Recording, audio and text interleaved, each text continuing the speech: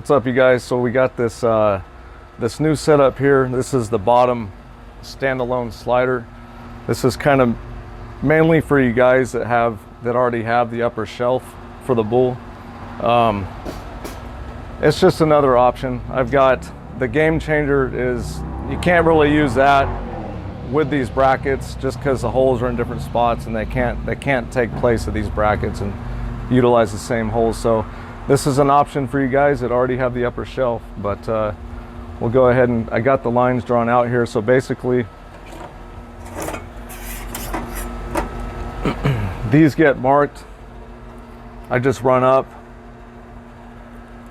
an inch, mark an inch, mark an inch, and so forth. Just do it in 4 spots across in the barrel. Everything's an inch up.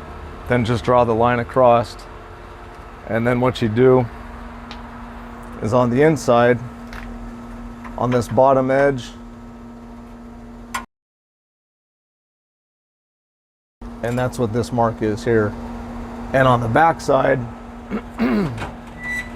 measure the bracket from hole to hole, and it's gonna be it's 12 1/4, but just measure to double check just in case I'm off by a 1/16 or whatnot. Usually it's right there, but so you get your 12 1/4,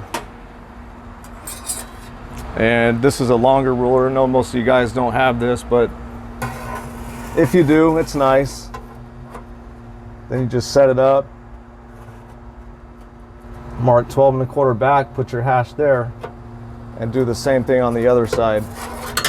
I've already got this one set up as well, so it's pretty easy, it's straightforward. Also with these new mounts for this setup, I welded the nuts inside the spacers just because I mean the upper racks are, it's kind of a pain in the butt. I know both of you guys are probably cussing me half the time doing this, but these are about impossible without hanging it with a magnet. It's a pain in the ass. So I got them in there welded, make your job much easier, but we'll get the holes drilled and we'll be right back.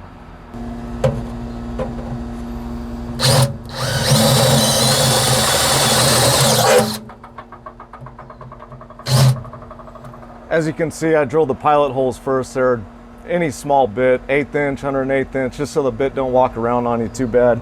And these are titanium or cobalt bits. They cut through the stainless real good as well.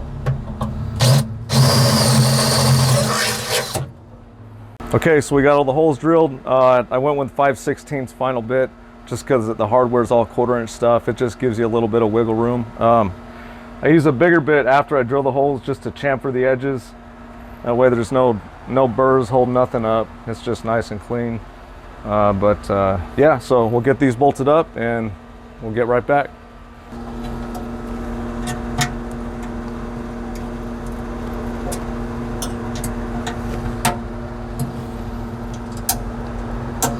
So much easier with the nuts welded in. You guys like this. All right, you guys, so we got the brackets mounted. Super easy, nothing to it. Just 4 bolts and 4 washers with the nuts welded inside the spacers there. So drip pan fits with ease, nothing to it. Here we got the shelf, rack. Slides right in, hits the stops in the rears.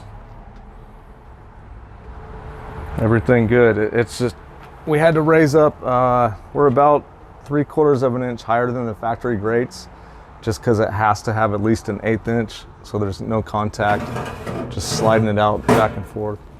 Other than that, you can still use, if you want that space back, like say you have my upper rack already and you want to do pork butts on top and bottom so you don't lose that 3/4 inch, you can put your factory grates back in. They just slide right underneath the brackets there. So now you got your space back. You can set your bottom slider to the side or whatnot, and double stack your butts again. So other than that, man, it's a nice, another convenient little tool to be able to slide it out and do your thing. You guys know all about it. So thanks again, you guys. Awesome. Hey guys, I just wanted to clarify, the spacing from the front hole to the rear is 12 1/4. I'm not sure if I was clear earlier. Don't go 12 1/4 back from this front edge. I know you go 3 back from the front edge of the first hole, but it's not 12 1/4 back from the edge. It's 12 1/4 back from the first hole. So anyway, just measure the brackets just to double check. So that's it. Thank you.